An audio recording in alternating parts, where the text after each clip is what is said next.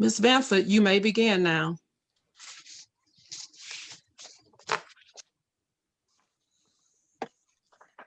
Good evening and welcome to our Hour of Power.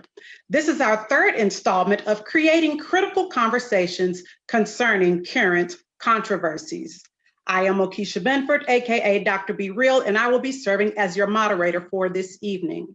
Before we go further, I would like to put you in the capable hands of Soror President Lacey.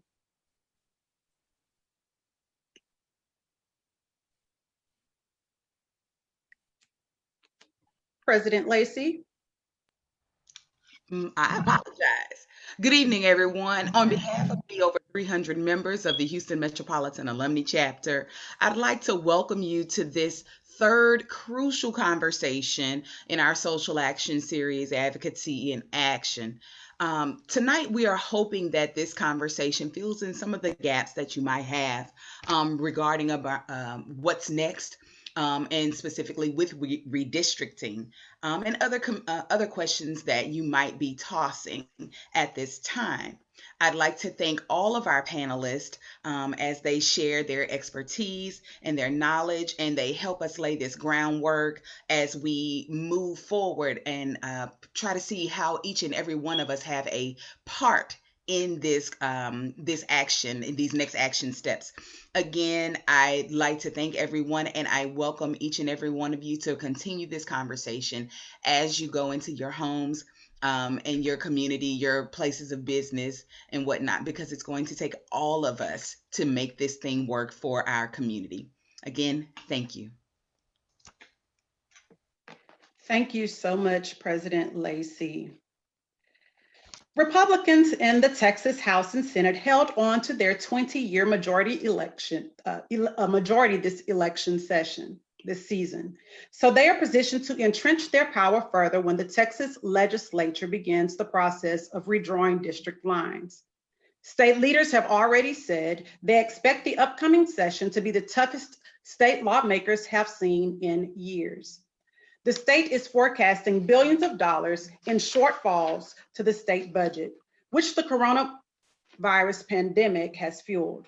On top of that, lawmakers are set to undergo the once-in-a-decade process of redrawing the state's political maps.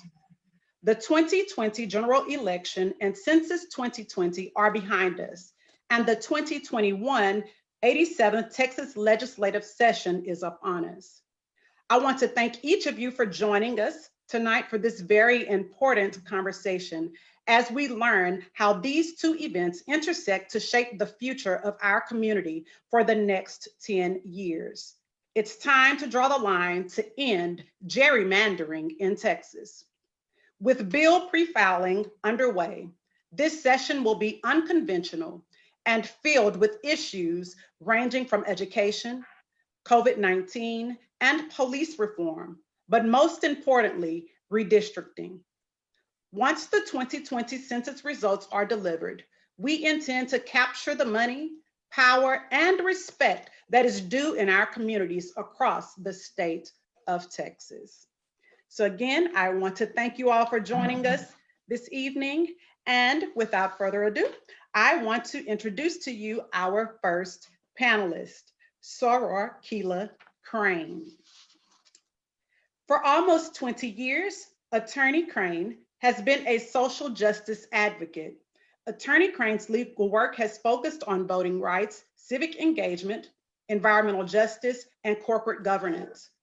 Recently, Ms. Crane returned home to work for the Michigan Secretary of State as Deputy Legal Director. In this role, Attorney Crane provides legal and policy guidance to the Secretary and other business areas within the Department of State, works on risk mitigation, litigation strategies, and serves as the Chief Privacy Officer. In just over a year at the department, Attorney Crane has worked with the Secretary to eliminate barriers for transgender, previously incarcerated, and youth in foster care to receive a driver's license or state's identification. Moreover, she helps to drive the department's racial equity task force. Her work in service to the community continues through membership in the NAACP, National Bar Association, and Delta Sigma Theta Sorority Incorporated, where she leads the sorority's advocacy on the 2020 census outreach as a member on the National Social Action Commission and the Junior League of Ann Arbor, Michigan. Let's give it up for this amazing soror. Welcome, Soror Crane. Thank you so much for having me. Thank you Good so much evening. for taking time to be here with us. Absolutely. This is so important. Thank you so much. Thank you, President Lacey, and your wonderful Social Action Committee team there in Houston. I'm so proud of the work that you all are already starting to do on redistricting and the work that you did on the census. It was phenomenal, and I know that you're going to continue to do great work as we lead into the census advocacy period. So yes, I serve humbly on the Social Action Commission for our beloved sorority, which we help to create policies and activities and help drive who we are as Deltas, which is social action. Social action is the heartbeat of what we do as members of Delta Sigma Theta. And I'm privileged to transition from my leadership on the census and now will serve as the chair for our redistricting committee on the commission. And we actually just met last night to kind of put down some strategies and begin to build out what this is going to look like for our sorority. And what kind of comes to mind is that it's going to look different for everyone. In Texas, you all have a interesting but pivotal role in what you're going to do. As we know, this will be the first redistricting round since the Shelby County versus Holder decision from 2013, which fundamentally transforms how we do business along redistricting. That means that the protections of Section 5 from the Voting Rights Act are not going to be in place for Texas as it was in 2011, which means that the work that we do at Delta is going to be so vitally important, whether we are drawing maps or talking about the maps that are drawn, whether it is putting forth testimony to the Texas State Legislature, and even Harris County and Harris County as well, because we have to remind ourselves that it's not just about the congressional and statewide seats that we're talking about. We're going all the way down to the school board level to make sure that these districts are drawn in a way that it helps Black and Brown communities there in Houston. And so I'm so proud that you all are already starting this conversation because it is a long haul. And a lot of people don't really know what it means when we talk about redistricting and how there's constitutional constraints that states should be abiding by, but too often do not, just like Texas. And so I'm really excited about this conversation. I'm here really to listen. I spoke to your social action team earlier this month, and I said, I really just want to hear what the folks there in Houston have to say, because Texas has a very big spot on my radar as far as how we're trying to help empower not only our sorors, but our members, our community members that are on the ground so that they can take a very active role in how these lines are drawn. Yes, as you said, Thor, that there is a super majority there in the Texas State Legislature, but we as the members of the public do have the power. And so I don't want us to be fearful or concerned about who is there sitting in Austin making these decisions, because we as the public have the power to make our voices heard. And so as long as we have the information, the tools in front of us, we can make a difference and make this redistricting process one of the most successful that the state of Texas and Harris County and Houston has seen in quite some time. So I will stop there because I know you have some wonderful panelists here, but I'm humbled to be a part of this and really excited to hear what you and the community there in Houston have to say and are concerned about, so that when we put forth all of these tools and toolkits and social media ideas for you, that it will be useful for you in the next years to come. So thank you very much. Thank you so much. You kind of touched on it a little bit already, but can you tell us just a little bit more about the work that the Social Action Commission does and what your role is as the redistricting chair? Yes, definitely. So we will be creating, we will create toolkits and information to help members on the ground be able to do their work. All of our 50 states and the District of Columbia and the Virgin Islands look different. And so we just try to empower our members, both collegiate and alumni, to do the social action work that they need to do. So for the census, that was providing information. We started actually in 2018 talking about the census, getting our members informed about what the census is, how it was going to be different in 2020. We didn't know how different until this past March the census was going to be, but we worked during our Delta Days in the nation's capital that we have every year, putting forth panels to educate our members. And then we created social media plans. We had conversations with our media, our media partners, and then also had a one pager.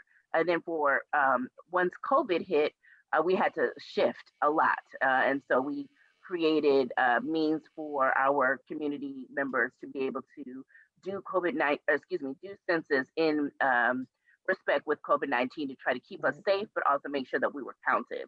And so that is similarly what I'll be doing as the redistricting chair as well, working, of course, with the rest of our redistricting team on the commission. Of course, everything is approved by our national president and CEO, Beverly Evans Smith, and our co-chairs, Siobhan Arline Bradley and Rhonda Briggins. But we are working to put out, making sure that you're educated about what redistricting is, have the tools to be able to advocate in your local communities, and then being there as a resource. So I've done so many Zoom panels, I can't even count how many. I was just thinking about it. But just being a resource to make sure that you're connected with us on the commission, so that you're not out there by yourselves. Right. Everybody's social action expertise is different, but we all know that Delta's heartbeat is social action. So whether you have been doing redistricting for 20 years or this is your first opportunity to get involved with redistricting, we want to make sure that we're available for you and being able to help you as you're going along this journey. Because as you said, Sora, for many of our communities, this only happens once a decade. Right. And so we don't have the luxury of messing it up let me say it in a more positive way. We have to get it right the first time. And right. So we want to make sure that you have everything at your disposal that you can. And when there are gaps or things that we need to think about, that gets filtered up through our internal system to me, so that we can talk about it with our committee and see how we can be helpful. So that happens on the state level, the regional level, and even on the alumni chapter level. We have alumni chapters that will email us and ask us for help and assistance, and that's what we're here for, because we are one Delta, and so we want to make sure that all of our stores have what they need. Awesome, thank you so much. We count ourselves privileged to have you on the call with us to share your expertise and just to take the time out of your day to be here with us. So thank you again so much, and we'll hear from you again a little bit later. Thank you. I want to take this time to introduce our other two panelists. We have Dr. Annie Johnson Benefield. She serves as the chair of social sciences and the professor of political science at Lone Star College, Tomball. She's the vice president of voter services for the League of Women Voters Houston. And she received the League of Women Voters Houston Helen Hunter Award for advancing the mission of LWVH by bringing great credit to the League and benefit to the community through service. We want to welcome you, Dr. Annie Benefield. Welcome, welcome. And we also have Dr. Marvin McNeese Jr. He is a chair for the General Education Department and at the College of Biblical Studies. His training in political science and economics began at Albion College in Michigan and continued at the LBJ School of Public Affairs and the Teresa Lorenzo Long Institute of Latin American Studies at the University of Texas at Austin, where he earned 2 master's degrees. He earned his PhD in political science from Rice University, and his research interests include American politics, interest groups, campaign finance, and Latin American politics. Warm welcome to Dr. Annie Benefield and to Dr. Marvin McNeese Jr. Welcome. Thank you. Thank you. All right, we're going to jump right in. So can you outline any notable shifts that occurred with recent Houston area and Texas elections? And what does that mean for Houstonians and Texans? Feel free to jump on in there. I'll defer to Dr. Benefield. Oh no! I would say pretty much that maintaining the status quo. I think for the most part, they lost one seat, gained another seat. So the Democrats, in terms of as a political party, didn't gain any advantage. I know the anticipation or expectation had been 9 seats. And normally, I'm sure Dr. McNeese and I probably would agree on this in normal circumstances. When you have high voter turnout, the expectation is that Democratic candidates tend to win more often, but this election did not necessarily reflect that. An unfortunate downside too of the election that in Harris County, there was 2.4 million registered voters and only 1.6 million of those people voted. So 800,000 of them did not go to the poll. So I guess that means that we need to do a better job in terms of getting out the vote than we did previously. I mean, with the turnout being so highly visual and record numbers happening in early voting, I thought that enthusiasm would continue over on election day, but in Harris County, only 160,000 people turned out to the 700 plus polling places to actually cast a ballot. And so I think that significantly made a difference, because changing the balance of power, because the state legislators are in control of the redistricting process. And one of the things, maintaining the status quo means that since there have been many efforts in terms of voter suppression and preventing people from voting, that I don't foresee that what impact would that have in the legislative process. One of the things that I would like to see, and I hope that people will do, be more actively engaged in terms of this redistricting process, because there are numerous opportunities for you to stay on top of this. Find out who the people on your on the legislative redistricting board, write to your legislator, bring pressure to bear, because you are a constituent, you're in a community, you live here in Texas, and you can have an impact. And so I think that getting organized now in developing a strategy to actually engage in this process is going to be critical and important. Now to first Dr. McNeese to continue this. Thank you. Thank you. Yes, much of the same. Democrats maintain their advantage in Harris County. Actually, looking at the early election numbers, you might surmise that Democrats actually gained a little bit from 2018. The margins in 2018 were about 120,000 in favor of Democrats, give or take any particular election. This one, it had more of a range, that's first answer, from about 100, but up to 180,000, not including, of course, the presidential and the Senate, U.S. Senate race, talking about the down ballot races. So that could be a positive sign to the local Democratic Party, that you might have more voters on your side that will make a difference when it comes time to actually draw those districts, especially since, the estimates are that Texas total will receive possibly up to 4 more congressional districts, so that'd be 40. 1 to 2 of those should be in the Houston area. So having a Democratic advantage or majority, if you will, in the Harris County area might mean 1 or 2 more Democrats, if you will, when we draw those new districts. Awesome. So yeah, very interesting, the high early voter, the turnout, and then how the numbers, that didn't continue. So I think we've done a great job with getting people registered, but now, as Dr. Benefo said, getting out the vote to actually get people to the polls and keeping people engaged and involved, and definitely beyond the presidential election. So thank you so much. Can you outline why completing the census was so important, and how does completing the census impact state resources? And what decisions do state legislators make as it relates to resource allocation? Well, I'll jump in with that. A lot of the funding that comes from the state down through the counties and other local governments is formula funding. And a lot of that formula, or a good part of that formula for many of these programs, will be population. So that census number is very, very important for that. Anything from the child, I'm sorry, what is it? The daycare credits to the child care credits. Exactly, child care credits. Thank you. That's the word I was looking for. All of those have a huge population component, and so we have to get those numbers right. accurate if we want to get the amount of dollars that should be coming to this area. One of the things that I found that was pretty amazing, that in the last legislative session, the legislature did not appropriate any money in terms of the count for the census, whereas Harris County and Houston did.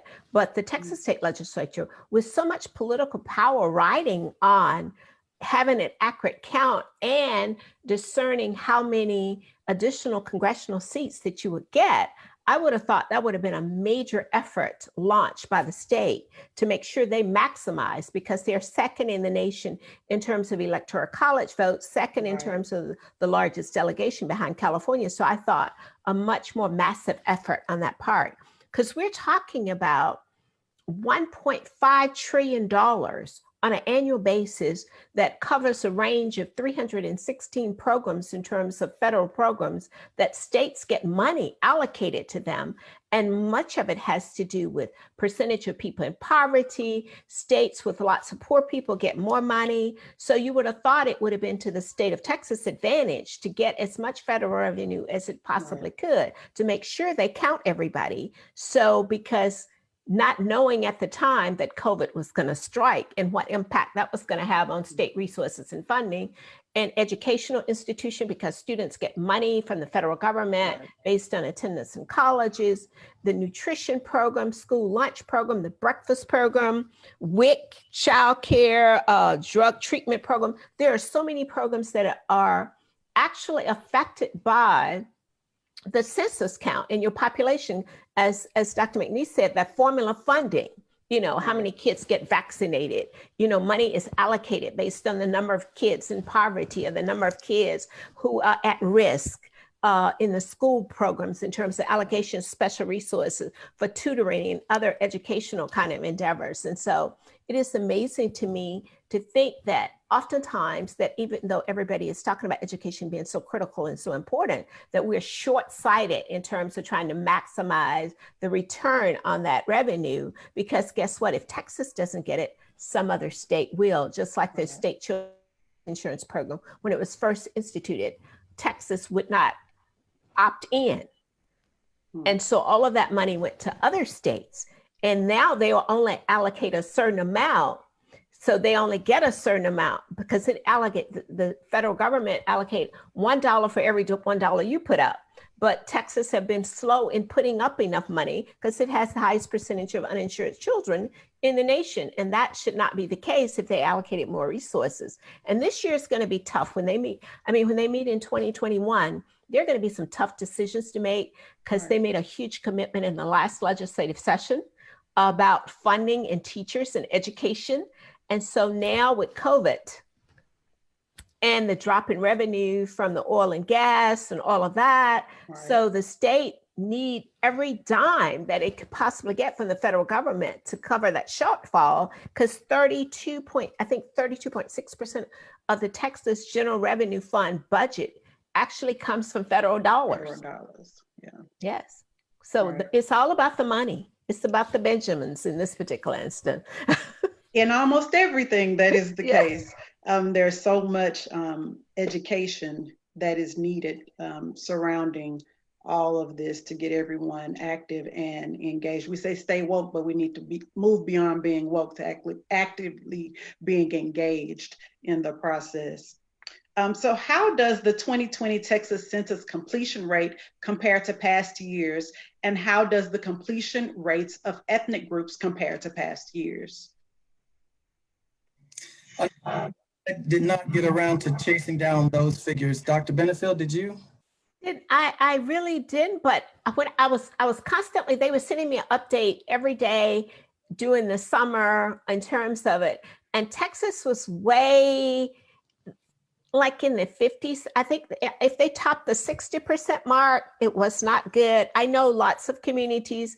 I worked on something with the Organization of Chinese Americans, and they were out knocking literally on doors trying to get the Chinese Americans, because they were telling them how much of an economic impact this would have on their community if they didn't. And if a low income, it is the people who need the most, who could benefit most, are the people least likely to do so.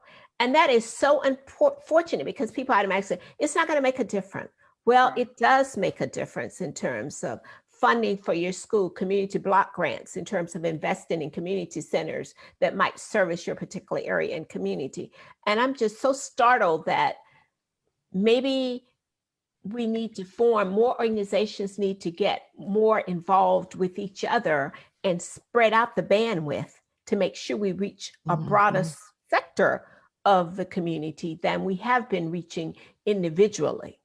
So I think a more collaborative, cooperative effort, especially when it comes to this redistricting, that contacting your legislator, staying on top of this, attending workshop as a group, Delta Sigma Theta Sorority Incorporated can submit a community of interest proposal to their state legislators and say, we want to keep communities of interest together. We don't want them cracked. We don't want them packed either, because, or stacking, by putting two Democratic legislators in the same district so they have to compete against each other. Cracking is splitting your community so far apart. And the Voting Rights Act of 1982, Voting Rights Act, said you shouldn't be able to dilute the minority vote. However, in this particular instance, with the voting rights, that triggering mechanism in terms of the Voting Rights Act, that has been that pretty much is a debt still gone away, then you don't have to submit your plan to the Justice Department anymore for approval. And so they can crack, pack, stack, or whatever, because those are the three methodologies that are constantly used in terms of talking about legislative district. And you could see what happened in Austin after the redistricting there. They basically broke the city of Austin into and separated them out into like 5 different congressional districts, combining them with rural communities. And now there's only one more progressive minded legislator from that entire area, because they were cracked apart, broken apart, and spread out and combined with rural districts. So you have a much more conservative traditional. So this process is critical. I mean, really the organizational structure that we need to put in place to make sure that voices of underrepresented, underserved communities are actually heard in this process. A phone call, text, and whatever is necessary, preparing. I know the League of Women Voters, the state chapter, has partnered with the Texas Civil Rights Project, and they are holding workshops, virtual workshops, trying to teach people how to become, for Fair Map Texas, they're trying to teach people how to prepare a testimony and submit it to your legislator. Statements, virtual public hearing input to try to help you come up with a coherent argument to put forward. So they're doing some things and reaching out to every community. I sent it to Carolyn, I think, the link, so she can actually disseminate it so we can know how to make sure we sign up for these refresher courses. Because back in the last fall, we actually had a workshop about that, how to prepare testimony, how to be engaged in this process. And unfortunately with COVID, they're not having hearings. So you can't just show up on you can't show up at places like they did in San Antonio. When they had a hearing down there, the Omegas and a whole busload, they said they even went out and got the nuns from the church and brought them in. And how could they couldn't be mean to nuns, they said. That was visual. And so they brought them, and they brought busloads of people to the hearing to show them that they were very serious about this process. Because the principle in Reynolds versus Sims and Westbury versus Sanders, one person, one vote, is not the intent here. Right. Believe it, it's not the intent that will happen here, because you've already witnessed the idea of suppressing the vote. So you know that the idea of one person, one vote counting in this process in terms of redistricting and crafting district, they still have to be roughly the similar in population side, but the machinations involved, from what I understand in terms of the computer technology, this guy in North Carolina had crafted the software program that could break it down to the millisecond. And he had definitely developed that strategy and used it in terms of Republicans in their redistricting effort. When he died, his daughter turned over the computer to other people and let them know what he was capable of. And so now you need to have an alternative strategy so you could be just equally as prepared when you present a plan. And Houston in Action has been working with groups in terms of trying to mapping. And so if anybody is interested to help reach out to that particular group, they have been crafting, helping you to draw a plan is reflective of your communities of interest. So Right. they've been doing a pretty good job on that. Thank you for sharing that information. And it's definitely a matter of us, we have to get out and help people to understand how these things affect them. So many people feel like none of this affects me personally, and so they are not involved. And so that's a huge part. I think this has been touched on a little bit, not completely, but how may historically Black communities be impacted by the census results, showing a more integrated landscape? And are the gaps in resources for longstanding residents expected to change based on a perceived increase in wealth, access to healthcare, et cetera, in those communities due to gentrification? Okay. I think there are two parts. I think we almost have to separate the integration part from the gentrification part. What do I mean by that? Harris County in particular saw its biggest growth in the north and west sides, actually northeast as well when you think, between Beltway, let's say outside Beltway, just think about it that way. Is from the west all the way over to the north. So that's where the biggest population increase is. However, that population increase included many communities of, of African-American and Hispanic or Latin people. So, it's not to say, so if we redistrict or if we add new districts, and remember, we're talking about adding districts at every level. So not just but, technically state rep and state senate, we can't, that's fixed. But we're going to reshape a lot of those districts based on these changes in population. So nevertheless, trying to maintain minority voting power in those areas will be somewhat tough because those areas are more integrated. Obviously, we can get creative with our maps and how we draw them, but nevertheless, to the extent that our communities are integrated, literally the neighborhood is integrated, it's going to be hard to kind of carve out, more minority voting power. But then when you get into the traditional minority neighborhoods, the Acres Homes, the Third Wards, the Sunnysides communities, that's where the gentrification is going to become more of an impact. And yes, when we talk about the rates based on characteristics beyond just population, so poverty rates, household sizes, household income, those kind of rates, that gentrification is going to have a big impact because unfortunately they're going to look district wide rather than looking, family specific. Right. And so I live over in Third Ward. I can just tell you about, how the new families over in that area literally going to change the percentage. I'm just thinking one example, the number of children who qualify for reduced price lunch. Right. Going to change that. And so, that particular school, which is Blackshear, is going to look as if it doesn't need as much money in of meeting that need, even though those same number of lower income families may be there, but they're also joined by some higher income families who even have kids at the school, but nevertheless, they live in that district. Absolutely. Gentrification will have an effect. I'm not exactly sure how we get around that. I think maybe just better, I don't want to say better funding formulas, but maybe just a better advocacy effort.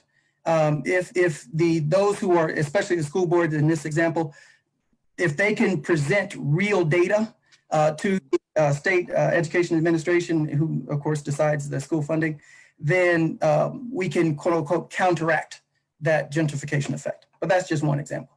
Right. Yeah, definitely the funding will be impacted for sure. Did you have anything to add, Dr. Benefield? I was going to say that, but since the state is going to be cash strapped itself, even and if there's an undercount, the amount of money that it would get in terms of the undercount is going to definitely affect the budget in terms of how much money they're going to get. And then with the idea of redistributing or reallocating that money to the state, some grants that the federal government actually allocate are directly to the county or to the cities that bypasses the states because it is best to go for those the title money actually comes Absolutely. directly to the school district. So proving how many people you have with Title I or Title VII, different kinds of Title VI and stuff, underserved, underrepresented community or at-risk kids, going to be critical in terms of getting the data right.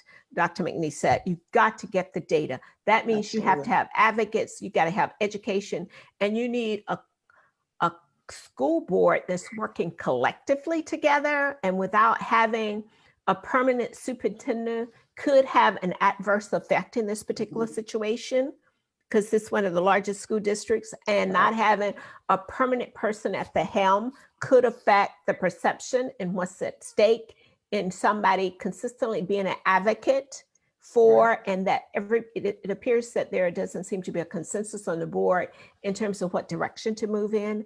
And so little things like that, political things, can have an impact in terms of funding and the allocation of resources, and applying tremendous amount of pressure to your representatives, the U.S. congressional representatives, because they have power in addition to that to advocate for certain kinds of things.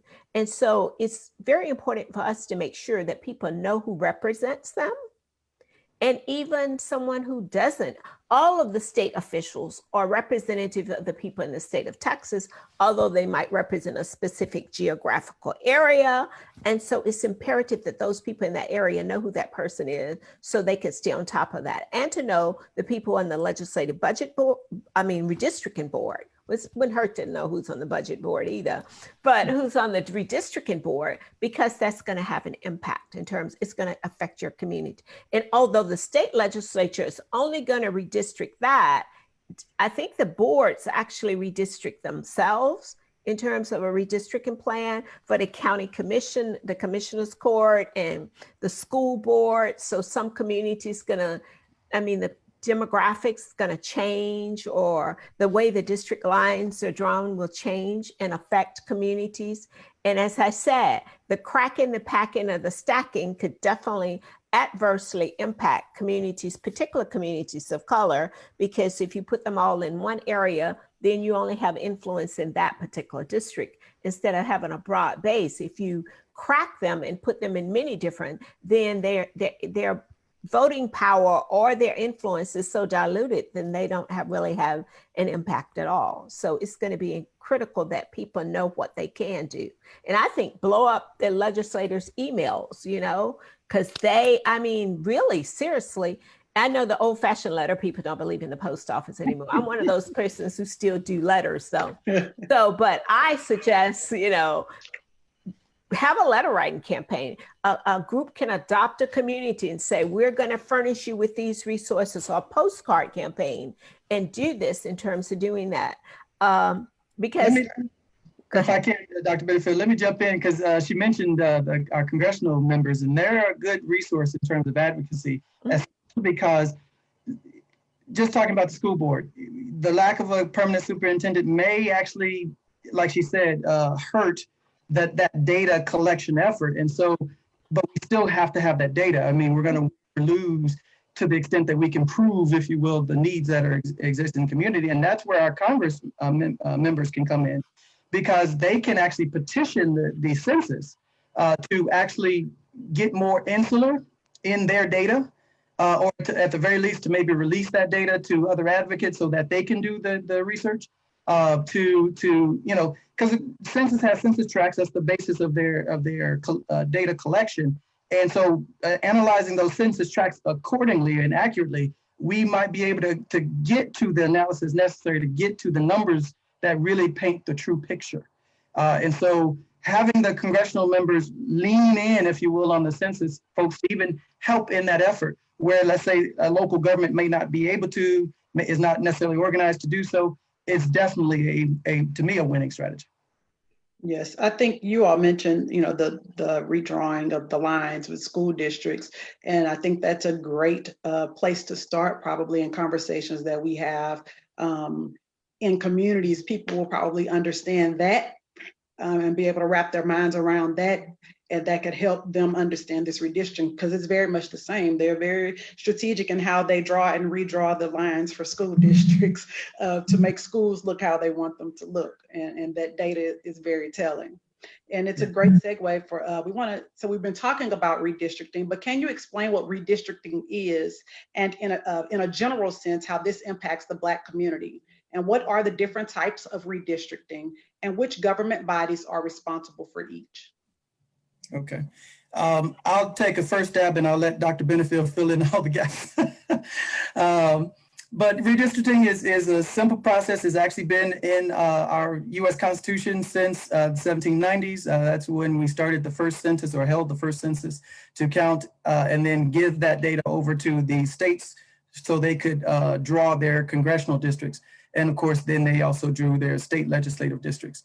So it is literally the census goes out, federal government goes out, counts all the people by census tract that roughly matches to precinct, voting precinct, roughly, not always.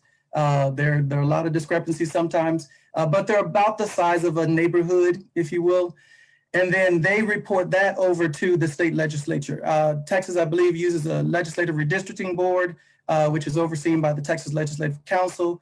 The redistricting board is really just administrative. It's legislative, but it's technically administrative body, that crunches the numbers, receives the data, that kind of thing. So the Texas Legislative Council, which is the lieutenant governor, the Speaker of the House, and I forget which members of which committees are part of that, and they effectively give direction to the creation of those maps. Obviously, both bodies of the legislature will impact that, but that's kind of where the process starts.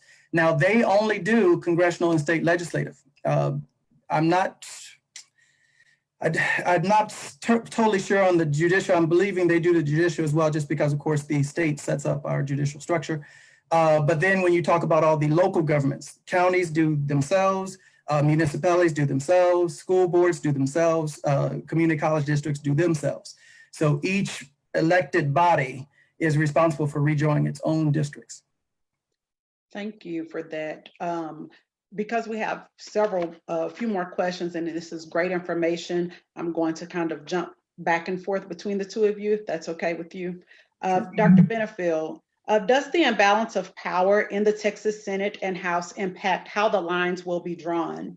And how can this lead towards more voter suppression?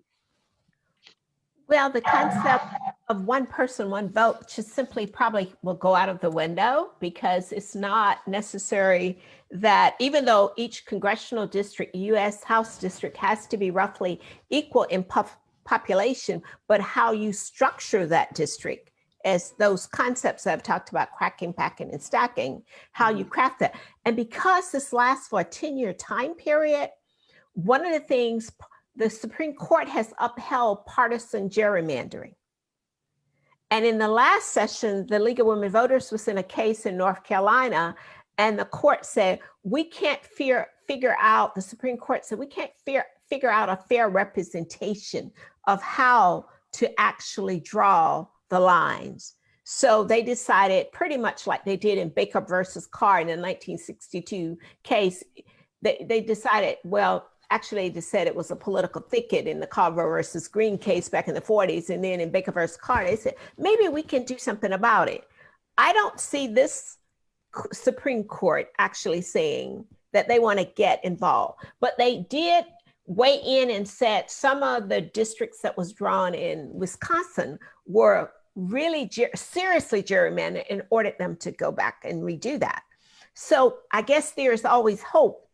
And so that changes the balance of power, because people feel that their vote doesn't really count in the process because of the way they're cracked, packed, and stacked.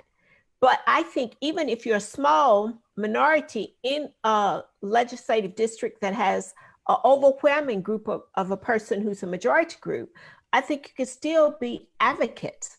And I think as a community of interest, you should join with other groups who might not be representative in terms of meeting the same demographic status, demographics issue, race in terms of ethnicity, join forces, because poor people do have collectively, as Reverend Dr. Barber say, it's 143 million of them. Right. they are large enough. Probably they almost made up more people. They almost make up more people than who voted in this election. If they would join forces and be on one page, they could effectuate a significant amount of change.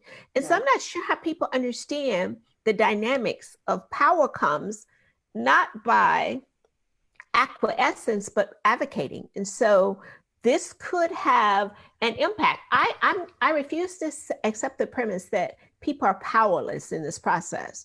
I think this is the right opportunity for members of various groups to advocate and say, our community needs these things. We want to be represented. So we're going to organize and start a campaign and call the legislators, write them letters, send them emails, advocate, and even with social distance as appropriate, have a rally at the state capitol. When I go to the state capitol on legislative day, all these different groups go. And so I'm thinking that groups can sponsor, and it's going to be very difficult, but it'll be near the end of the legislative session when many people hopefully would have the vaccine for COVID by that time. And so they might be inclined to go out and do things, but you can have a rally that's not necessarily at the state capitol. You can have a rally in your community, in a park here, in a city park or someplace, or have a community meeting and invite your legislators so they can be on there, so you could tell them what you think and feel. And so that's one of the things that the Social Action Committee can do for these newly elected representatives. I think from the Houston Metropolitan Chapter, there are members who live in various legislative districts. Then call these people up, invite them in and say, what are you doing? Find out which committees they're on and pepper them with questions and get them in and say, we want to have a Zoom meeting because we want our members to understand what you're doing. And with all the issues happening before the state legislature this time, we really would like to have an audience with you and see what happens. Dr. McNeese, I saw you raise your hand. Yeah, I'd like to add to that. Very sound advice. Very important to understand that the census results this year are probably not going to come out till April, which is, like Dr. Benefield said, towards the end of the legislative cycle. So like she said, vaccinations might be a little bit further along. But one thing I would, if I'm putting on my advocate hat, one thing I would want is that groups advocate to that more of these hearings be held virtually. Because one thing we've seen in all really policymaking, especially committee policymaking, but also in the regulatory arenas, that courts, when called upon to weigh in on these matters, look very heavily at the testimony that is given in these hearings. And so if our advocacy groups can come up with what look like reasonable plans on redistricting, then and mention that in the hearings, such that it's on the record in the hearings, that will really go a long way if it comes that we need to involve the courts to move these things along. We're right, Dr. Benefield was right, we are outside of the realm of pre-clearance. That day and age is gone. So unfortunately, we're kind of coming at these things after the fact. They're probably going to be able to pass what they pass, and then we have to see the effect and then challenge it that way. But nevertheless, if we can get on the record early, in those hearings, as this is a reasonable way to divide these lines, then that's definitely something we should do. And having these meetings be virtual will aid people being able to do that. One other thing, another thing that happens, one of the reasons why I emphasize so much how the census tracts roughly line up with the precincts, voting precincts, is because it's the voting precincts that the politicians really use. And I say politicians as opposed to policymakers, because now we're talking about the partisan nature of this. They are very much so looking at how those precincts vote and voting districts based on that voting pattern, not necessarily population. Yes, they're limited by minority districts. They have to kind of maintain those if they can, or create them if they can. But outside of that, they're looking at the voting tendencies, and they're trying to create safe for their people. When I say they, we have a clear they in this picture. Republicans are in the majority in Texas. So they are going to be trying to maximize that majority. So what is prison gerrymandering? So can you explain how the small towns and counties receive funds versus the city county that the inmates live in? And how do we enact change to allow anyone serving a sentence less than 10 years to be counted at their home address instead of the prison address, to ensure that funds are awaiting them in the community they are returning to instead of the small town that houses the prisoners? Unfortunately, if you're a prisoner, here in Texas, you can't vote until you're off book. That means you've served, you've no longer probation, parole, or anything like that. So, and small rural communities have advocated for prison location for economic development purposes in their community. So that just give them an edge in terms of numbers. Unless substantive legislation would be passed to suggest the home community in which you came from would be passed that in terms of counting. And I'm not sure exactly how that would translate in terms of national or state passage of legislation to do that. That I'm not sure that that's probably ever going to happen, because rural communities don't want to give up their power because these are economic development. And legislators from rural communities would never acquiesce in terms of passing a law that will actually limit the amount of political capital that they have in this process. So technically, where you live and you're spending time is going to be considered your residency address. So you can't claim your home community when you're there 10 years. You can't claim that unless you're in the military. Yes. In the military, you get to claim which state you want to be considered a resident. But in no other instance, I don't know of any other exception in law that would actually qualify that you can choose your place of residency other than that. Yeah, Texas has given instruction to the Census Board, which gives the states this discretion, that you count people where they are on the day of the census is where they are located. And so no, their home community, for inmates is not going to be that. So it's a problem. I would actually back up Dr. Benefield's statements. I would actually say Congress is more likely than Texas, just because, like she said, the legislators, especially in the Texas Senate, that benefit from that population boost are not going to want to give that up. So it would probably need to come from Congress to mandate that the census count, or that the states use the home address of prison inmates as the address of record for population sake, for redistricting sake. One of the caveats for doing that, though, if you make that same argument, then students who attend Prairie View University and other places who are from their home states and faraway places, there's been a huge push by conservative legislators to disenfranchise them, to keep them from voting in the community in which they live, saying they are from Michigan or they are from Ohio, and so they shouldn't be able to vote in Waller County. So sometimes when you open Pandora's box, a lot of things spill out that you might not want. Unintended Consequences. And so you have to think about that. I'm sorry, but that is one of, because I know in North Carolina, they tried to disenfranchise the students because they were saying they were far too liberal at Duke University, University of North Carolina. So there was this huge effort to try to get them remove the voters roll in the state of North Carolina, because they said they were turning North Carolina purple. But of course, this time it was red, but it hadn't been purple since 2008. But that's a whole different issue in terms of talking about politics. 90 seconds. What? I'm sorry, just to give a quick wrinkle to that. The other part of that is one strategy against it is students registering again in their college town, if you will.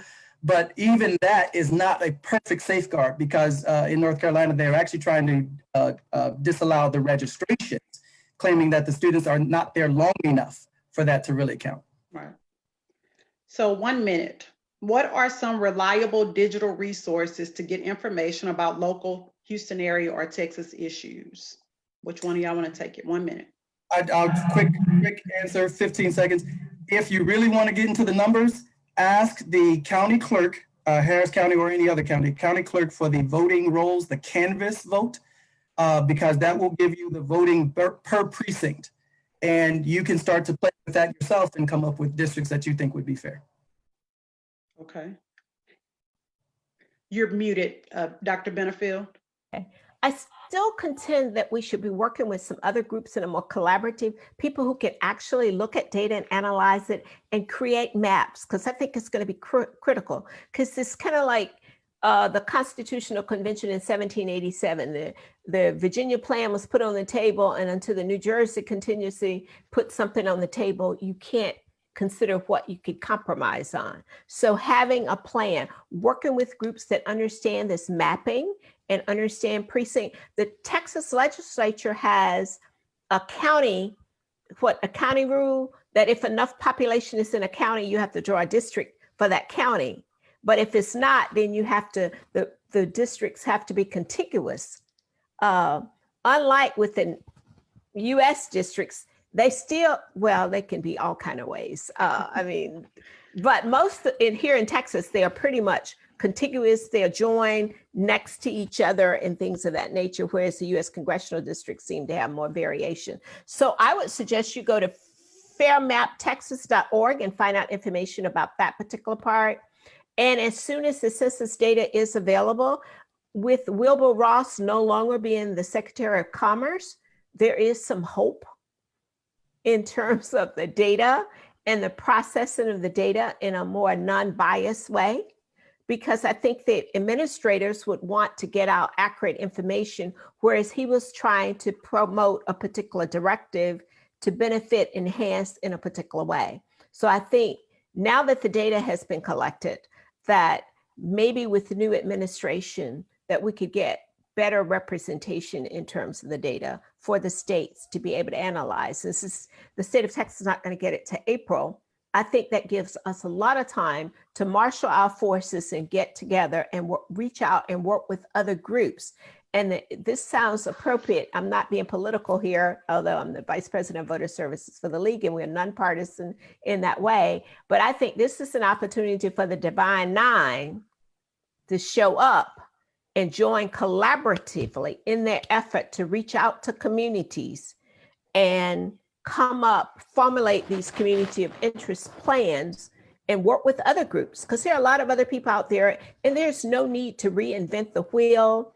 And since Sarah Crane says the deltas at the national level, I'm sure the AKs at the national level, the alphas, the omegas, and all of the fraternities and organizations are working. So a more collaborative plan of action dispersed and say, this is what we all need to be on board, and these are the goals that we have, and get this done, because I still believe that people can make change and that this is right. Texas is just one of these, the demographics are changing.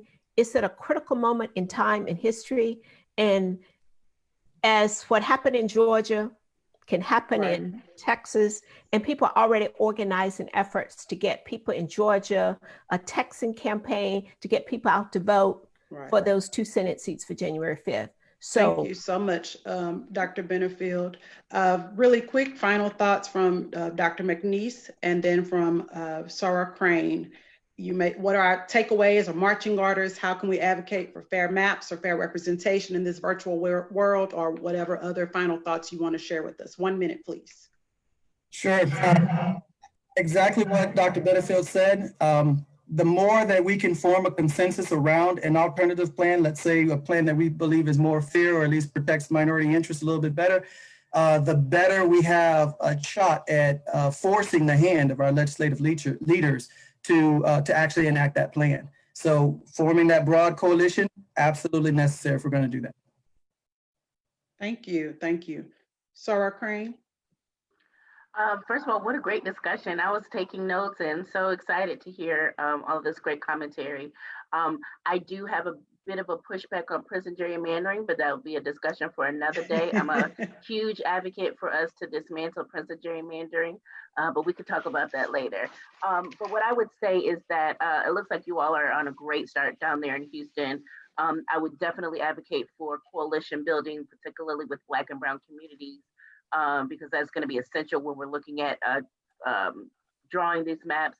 I would be in contact with folks in Dr. Mengise's office or other universities. You have some great universities in there in the Houston area to start asking some of the political scientists, can you help us on a pro bono basis to either draw maps or look at the data now before it comes out from the census to see how we can get started in thinking this through. And then of course, if you do have an NPHC locally there in Houston, I would absolutely do what Sora Benefield suggested and see how we can work together on this. And lastly, I would definitely push back against Texas not having hearings. Just because we can't meet in person does not mean that you don't have to have a hearing. And Right. so I would absolutely advocate for virtual hearings and a mechanism for public comment, either there orally or written. So we have a lot of work to do, both nationally and there locally in Houston. I'm excited to get the work here on the national level, and I'm so excited that you all are already doing the work there in Houston. So looking forward to see what more you'll have to do. Thank you so much. We know that fair maps are necessary for achieving good governance and accountable leadership, and we cannot afford another 10 years of elected officials not being responsive to voters, especially as the current hollowed out state of our government continues to hurt our communities every day. I want to thank each one of our panelists. Thank you so much for sharing your expertise with us and sharing your time with us and being here with us. We truly appreciate it. We couldn't pay you for it if we tried. Thank you all for joining us tonight for this hour of power.